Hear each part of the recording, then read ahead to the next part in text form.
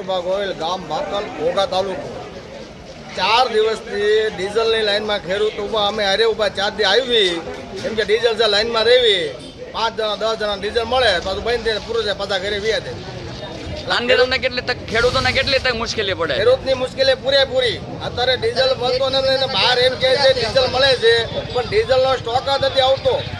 આ રાતના વારામાં બેઠા છે છતાં ડીઝલ મળતું નથી.